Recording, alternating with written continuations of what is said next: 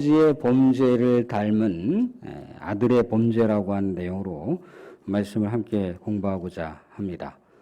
다윗은 하나님으로부터 용서를 받았습니다. 회개하여 용서를 받았는데 죄의 결과와 영향은 그대로 남아있겠죠. 그죠?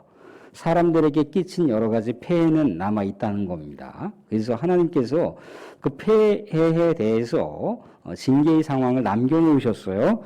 그래서 우리가 좀 수고스럽지만 12장 그 앞장 우리가 13장 읽었는데 12장 10절을 보면 이렇게 나와 있어요. 10절 보시면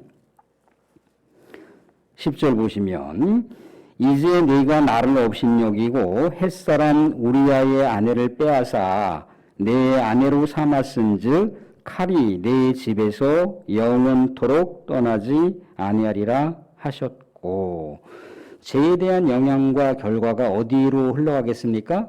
자녀들에게 흘러가겠죠. 자녀들에게. 그래서 우리의 어떤 행동과 우리의 어떤 불합리한 모습들이 자녀들에게 비춰지잖아요. 그러면 자녀들이 이제 굉장히 정의롭게 반응을 합니다. 정의롭게 반응하다가 나중에 세월이 흘러 어떻게 되나요?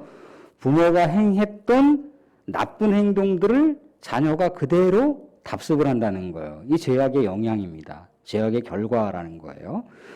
다윗이 이렇게 성폭행이라고 하는, 성폭행이라기보다는 이제 간통을 했는데 그 간통에 대한 영향이 이제 다윗 가문에게 미치는 것을 우리가 말씀 가운데 볼 수가 있어요. 그래서 이제 그로부터 상당한 시간이 흘렀다라고 볼 수가 있습니다. 그런데 내용은 뭡니까? 이제 다윗의 가문에, 다윗의 자녀들에게 좀 문제가 생겨요. 가장 큰 아들이라고 하는 암논. 이제 다윗 왕의 그 왕권을 계승할 세자잖아요. 체자. 가장 장남이니까 다윗 왕의 왕권을 승계받을 수 있을 가장 첫 번째 인물이 암논이란 말이죠. 근데 암논이 그 많은 여자들 중에 하필이면 누구를 좋아했습니까? 이복 동생이었던 다말을 좋아한 거예요. 다말을 너무나 깊이 연모하다 보니까 이러지도 못하고 저러지도 못하고 상사병에 걸려 있어요. 왜 이러지도 못하고 저러지도 못하느냐면 그 당시에 이제 공주니까 처녀로 살아가는 공주는 호위무사를 붙였습니다. 호위무사를 붙였기 때문에 개별적으로 접촉할 수 있는 가능성이 별로 없어요. 개별적으로 접촉하려면 뭔가 궁리를 하거나 계획을 하거나 뭔가 계략을 펼쳐야 되는데 그냥 마음만 동동동 발만 구르고 있는 거예요. 그랬더니 이 다윗의 형님이었던 그 사람 중에 한 사람인 3절 보시면 다윗의 형 시므아의 아들이라고 하는 그 요나답이라고 하는 사람이 있었는데 이제 다윗의 아들 암논과 사촌지간이잖아요. 사촌지간인데 굉장히 간교했던 사람인 것 같아요. 그래서 이 암논이 지금 끙끙 앓고 있는 이 상황에 대해서 뭔가 문제를 풀어봐 주려고 옆에서 이렇게 저렇게 이제 악한 계략을 이렇게 꾸며댑니다. 악한 계략은 뭔가요? 아까 말씀드린 대로다가 다말을 쫓아다니는 호위무사들을 어떻게 해서든지 정리를 해줘야 되잖아요. 그죠? 근데 인력으로 안 되니까 뭔가 왕의 명령이 떨어져야 되잖아요. 그래서 얘기를 하는 게 뭐냐면 왕자시여 당신이 침상에서 아픈 것처럼 이렇게 하면 다윗 왕이 당신을 보러 올 것이 아니겠느냐. 그러면 그때 사랑하는 누이 동생이 이렇게 음식을 대접해서 갖다 주면 몸을 깨끗하게 나을 수 있을 것 같다라고 이렇게 거짓을 고하라는 거예요. 다윗 왕이 이제 아무 자초지종도 모르고 아들 이제 다윗 자신의 이제 왕계를 승계할 왕자잖아요. 이 왕자가 이제 아버지의 그 모습을 바라보면서 아버지한테 간절히 요청하는데 아버지의 마음이 이제 흔들리는 거죠. 그래서 어떻게 했겠습니까?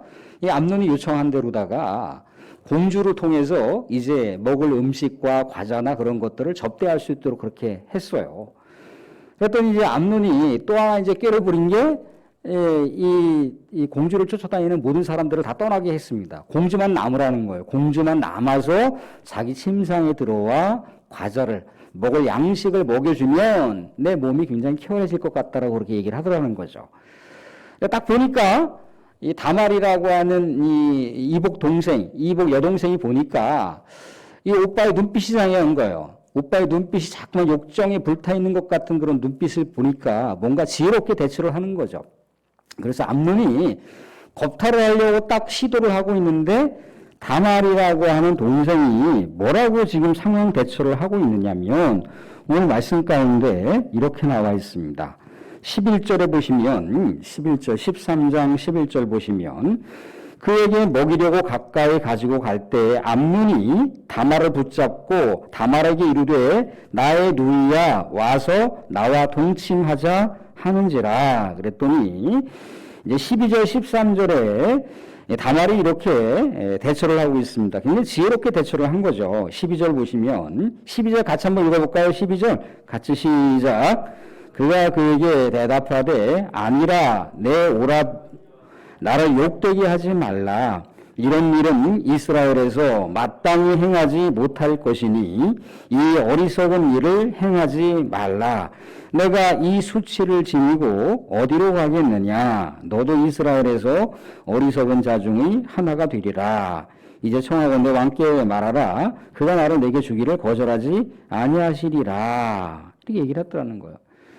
그러니까 오빠 당신과 내가 비록 배다른 형제이긴 하지만 여하튼 우리는 한 아버지를 둔 형제 자매지간이라는 거예요. 그래서 이런 수치를 내가 당신한테 겁탈을 당했다고 많은 사람들이 알려지게 되면 나에게는 수치라는 거죠. 나에겐 더할 수 없는 수치라는 거죠. 그리고 당신은 이제 머지않아서 아버지의 왕권을 계승할 왕이 될 텐데 그럼 당신에게도 인생에 오점이 남겨지는 거 아니겠느냐.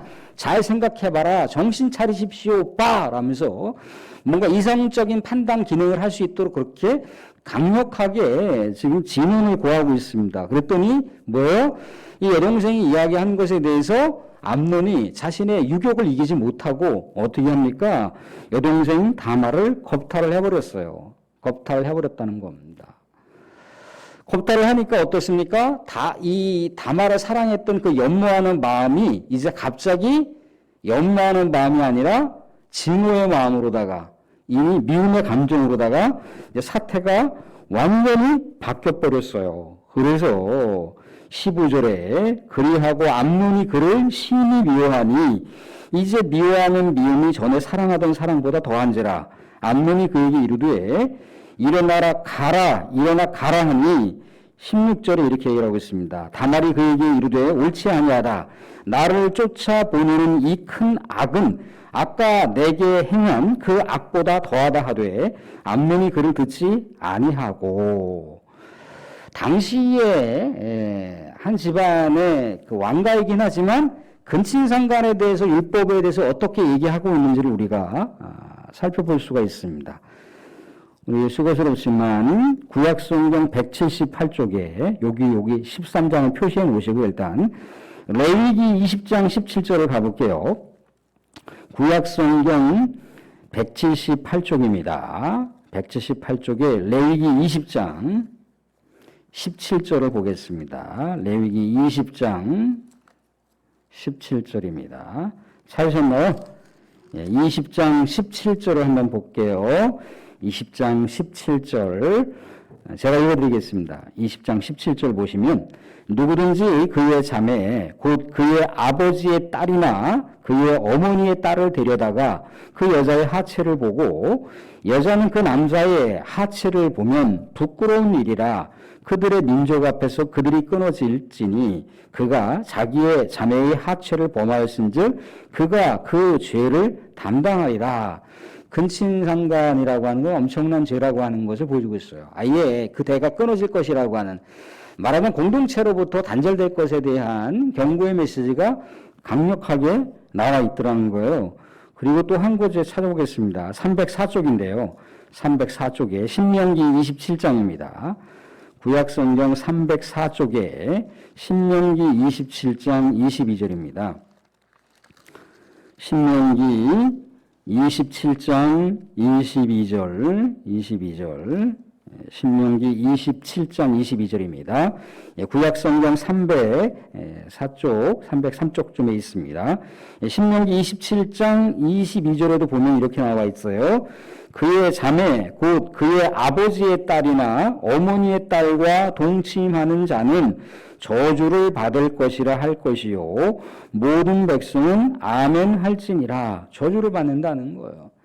그러니까 이복 동생이 아버지의 자녀일 수도 있고 어머니의 자녀일 수도 있잖아요, 그죠? 그렇게 그런 자녀라 할지라도 그 형제 자매들끼리 근친상을 하게 되면 하나님께로부터 저주를 받게 되는 것이고 공동체로부터 단절당하는 고통을 당한다라고 나와 있다는 거예요.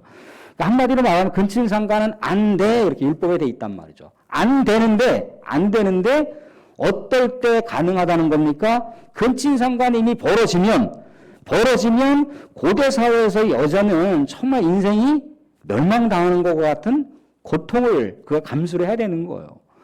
어떻게 보면 공주로서 한 왕과의 명예로운 결혼을 해야 될 그런 공주의 상황인데 그 명예로운 결혼 자체가 다 파괴가 당했지 않습니까? 그죠? 법탈이라고 하는 그 상황 가운데 파괴를 당하게 되면 어떻게 되느냐면 그 남자가 근친상간이라 할지라도 그 여자를 버릴 수가 없어요.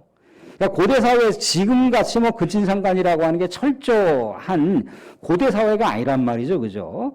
우리가 알고 있는 대로다가 아브라함의 아내였던 사라도 사촌 동생입니다. 사촌 동생이 그렇게 결혼을 한 거예요. 그러니까 아브라함이 내 누이 동생이라고 해 그게 틀린 말이 아니라는 거죠. 근데 고대 사회에서는 그런 게 가능했습니다. 왜냐하면 시족 공동체, 왕족 공동체를 다른 집안하고 연결시키지 않기 위해서 시족 공동체를 지켜야 되잖아요, 그죠? 가문의 왕가를 지켜야 되면은 그 왕가 안에서만 결혼을 할 수 있도록 그렇게 허용하는 것도 고려 당시의 그 시대의 시대법이라고 볼 수가 있습니다. 그런데 율법이 생겼으니까 율법이 생긴 뒤로부터는 근친상간에 대한 나름대로 철저했다는 거죠. 그런데 이미 이 암몬이라고 하는 오라비가 이복 형제였던 오라비가 다말이라고 하는 이 공주를 여동생을 겁탈을 했어요. 그러면 어떻게 이걸 처리를 해야 되는 거냐면 다시 말씀을 좀 보도록 하겠습니다. 신명기 구약성경 296쪽입니다. 신명기 22장 28절 29절입니다. 구약성경 296쪽에 신명기 22장 28절 29절입니다. 신명기 22장 28절 29절 28절 29절 찾으셨나요? 신명기 22장 28절 29절은 여러분들이 한번 같이 읽어보도록 하겠습니다. 같이 28절 29절 시작. 만일 남자가 약혼하지 아니한 처녀를 만나 그를 붙들고 동침하는 중에 그 두 사람이 발견되면 그 동침한 남자는 그 처녀의 아버지에게 은 50세겔을 주고 그 처녀를 아내로 삼을 것이라. 그가 처녀를 욕보였은즉 평생에 그를 버리지 못하리라. 버리지 못하는 거예요. 책임을 져야 되는 거예요. 책임을 져야 되는데 오늘 우리가 살펴본 대로다가 지금 암몬이 어떻게 반응을 일으키고 있느냐면 나가라는 거예요. 내 앞에서 썩 꺼져버리라는 거예요. 그랬더니 다말이라고 하는 여동생이 이제 자기의 친오빠였던 압살롬한테 가는 거예요. 그러면서 사무엘하 13장 19절에 이렇게 나와 있습니다. 다말이 재를 자기의 머리에 덮어쓰고 그의 채색 옷을 찢고 손을 머리 위에 얹고 가서 크게 울부짖더라. 이제 뭐예요? 공주로서 명예로운 결혼 자체가 이미 불가능한 거죠. 그죠? 수치스러운 몸이 됐습니다. 자기의 몸이 자기의 오라버니로부터 더럽힘을 당했다라고 하는 이 고통이라고 하는 건 이루 말할 수가 없는 거예요. 이미 이제 남편도 없는 청산 과부의 삶을 살아야 되는 그런 처지가 된 거예요. 근데 이런 상황이 됐으면 누가 반응을 해야 되는 거죠? 한 가정에 이런 엄청난 사태가 벌어졌으면 이 사태의 뒷면들을 누가 해결해야 되는 겁니까? 그 집안의 최고 가장이라고 일컬어지는 다윗 왕이 해결해야 되는 거잖아요. 그죠? 해결해야 되는 거예요. 근데 다윗 왕이 끙끙 앓기만 합니다. 21절 보시면 다윗 왕이 이 모든 일을 듣고 심히 노하니 그것뿐인 거예요. 그냥 마음이 굉장히 불편하고 화가 났다라고 하는 그 그 내용밖에 없어요. 이렇게 저렇게 해서 처리를 하지 못합니다. 아까 말씀드린 대로다가 다윗이 만약에 신명기의 말씀을 알았다면 어떻게 처리했을까요? 물론 수치스러운 일이긴 하지만, 불명예스러운 일이긴 하지만 뭔가 가족의 상황들을 지금 해결해 보려고, 잘못했다고 하는 이거 압살롬이라고 하는 다말의 친오빠가 배다른 형제인 암논을 가만히 내버려 두겠습니까? 가만히 안 내버려 두겠죠. 복수의 칼을 갈고 있는 거예요. 이제 7년 후면은 이 압살롬이 암논을 죽여요. 근데 7년 후란 말이죠. 그럼 7년 전에 아버지 다윗이 이 문제를 해결했다면 율법의 말씀을 좀 확대 적용을 해서 가문의 수치인 근친상간이 벌어졌지만 사랑하는 다말의 앞날과 미래를 생각해 보거나 아니면 형제 간의 이런 피해 살육이 벌어질 수 있는 것을 미리 사전에 예방할 수 있었다면 비록 불편한 상황이지만 아마도 자기의 사랑하는 암논과 사랑하는 공주와 서로 결혼을 시켰을 거라는 겁니다. 율법을 조금 더 확대 적용해서. 자기의 그 딸이 완전히 청산갑으로 살아갈 수는 없잖아요. 결혼도 안 했는데. 그렇게 살 수는 없지 않습니까? 그래서 그렇게 해결하든지 아니면 조금 더 과감한 용단을 내려서 암논이 그런 엄청난 왕가의 수치와 그 모욕을 남겨놨으니까 어떻게 하는 겁니까? 다윗 왕의 왕권을 암논이 계승할 수 없도록 왕권을 박탈해버리면 되는 거잖아요. 그죠? 그러면 모든 문제가 깨끗하게 정리가 안 되겠지만 그래도 정리할 수 있는 분위기는 되는 거죠. 그죠? 왕권이 박탈됐다라고 했을 때 다 모든 걸 잃어버린 거잖아요. 그죠? 그런데 다윗은 그렇게 하지 못한다는 거예요. 왜 그렇게 하지 못합니까? 자기도 불륜을 저질렀는데 자기도 충복의 아내와 간통하고 충복을 죽였잖아요. 그죠? 윤리적으로 이미 자기가 그런 범죄의 그 죄악을 저질렀음으로 인해서 윤리적으로 근친상간을 범한 암논에 대해서 이렇게 저렇게 윤리적으로나 도덕적으로 이야기할 수 있는 명분이 없는 거예요. 명분이 없단 말이죠. 또 하나는 뭡니까? 잘못된 왜곡된 부성애 때문에 자기가 우리가 알다시피 다윗은 아버지 이새로부터 사랑을 받지 못했어요. 인정을 받지 못했단 말이죠. 막내 아들이면 얼마나 사랑을 받았겠어요. 그죠? 근데 막내 아들인데 무슨 상황인지 모르겠지만 굉장히 천덕꾸러기처럼 그렇게 마치 너는 가서 똥이나 치고 양이나 치고 그렇게 하고 형들만 그렇게 애지중지 키운 것 때문에 애정결핍증이 있었단 말이죠. 그러니까 나는 나중에 결혼하게 되면 내 자식 갖다 이렇게 하지 말아야지 라고 하는 게 마음속에 각오가 다 있었겠죠. 그죠? 그러니까 그 자식이 죄를 저지르고 나쁜 행동을 했다 할지라도 어떻게 하는 겁니까? 그 자식에게 혼내고 싶지가 않은 거예요. 내밀고 싶지가 않은 거예요. 자식한테 뭐라고 나무라고 싶지가 않은 거예요. 마음속에서는 불편하고 마음속에서는 저 녀석 저렇게 해서는 되나 그러면서 마음속에는 분기가 탱천한다 할지라도 그냥 자기가 어렸을 때 아버지로부터 인정받지 못하고 가정으로부터 인정받지 못한 것 때문에 그냥 자식을 끙끙 앓는 왜곡된 부성애가 있었기 때문에 암몬에 대해서 철저하게 용단을 내리지 못하는 거예요. 왕권을 박탈했거나 아니면 다말하고 그렇게 그냥 행복하게 우리가 눈을 덮어줄 테니까, 눈을 감아줄 테니까 그렇게 네가 책임져라. 그렇게 했다면 뭔가 사태의 국민들이 수습됐을 텐데 그렇게 하지 못했다는 거예요. 그래서 어떻게 됩니까? 7년 후에 칼부림이 나잖아요. 아까 12장 10절에서 너의 집안의 칼이 너의 집안을 떠나지 아니할 것이라고 얘기하지 않습니까? 그죠? 그래서 어떻게 하나요? 양 한 마리 건드렸다가 양 네 마리가 죽음에 대한 그 대가를 지불해야 되듯이 다윗이 자기의 충복을 죽였단 말이죠. 충복의 아내를 겁탈했습니다. 그것으로 인해서 네 아들이 죽게 돼요. 암논이 그렇게 압살롬에 의해서 칼날에 죽게 되고요. 두 번째 아들은 뭐 병들었는지 어쩌는지 죽고요. 세 번째 아들 압살롬은 자신의 용사였다라고 하지는 요압에 의해서 요압의 또 군대에서 죽게 돼요. 그죠? 그리고 자신의 네 번째 아들 아도니아는 또 누구에 의해서 죽게 되나요? 솔로몬에 의해서 죽임을 당한다는 거예요. 네 아들이 그렇게 비명행사했다는 겁니다. 죄의 결과와 영향력은 고스란히 남아요.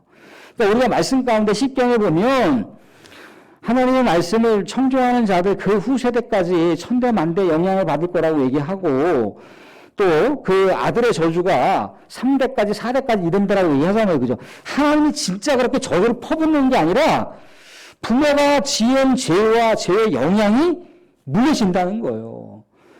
사랑하는 사람들, 뭐 저도 가끔씩 좀 섬뜩섬뜩할 때가 있는데 자녀들이 이렇게 어떤 나쁜 행동들을 하잖아요. 그죠? 그럼 이상하게 누구를 닮은 것 같은 그런 생각이 드는 거예요.